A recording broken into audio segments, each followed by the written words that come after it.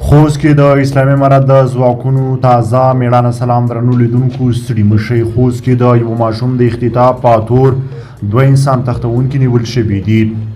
په خوست کې هغه 2 تنه انسان تښتونکي نیول شوي دي چې د تېرې جمعې په ورځ یې یو 2.5 کلن ماشوم اختطاف کړی و. د طالبانو د حکومت کورنۍ چارو وزارت پرون وویل ځانګړو ځواکونو یې دغه کسان داسې مهال ونیول چې تښتول شوی ماشوم یې وژلی و. پیښه د خوست په مرکز متون کې شوې ده چې تر اوسه یې نور جزئیات نه دي خپاره شوي. تر دې وړاندې هم په خوست او نورو ولایتونو کې ورته جنایي پیښې شوي دي چې لامل یې بیکاري او روانه بېوزلي بلل شوې ده. په 13 اپریل میاشت کې د خوست د صرافانو په مارکیټ کې نامعلومه کسانو یو صراف په ډزو وواژه او پیسې یې ترې وړې وې.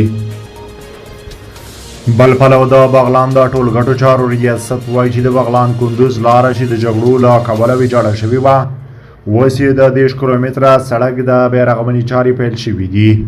ورته مهال موټر چلوونکي د یادې لارې د بیارغولو د چارو له پیل کېدو څخه هرکلی کوي او زیاتوي چې پر دې لاره د تګ راتګ پر مهال له زیاتو ستونزو سره مخ دي.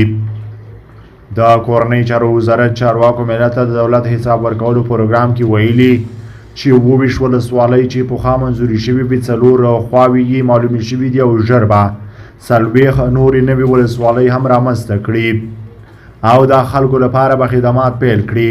د یاد وزارت چارواکو دغه راز زیاته کړي چې روزل شوي او مسلکي پولیس د ټولنې اړتیا ده او د کورنۍ چارو وزارت په دې برخه کې د پام وړ کار کړی دی.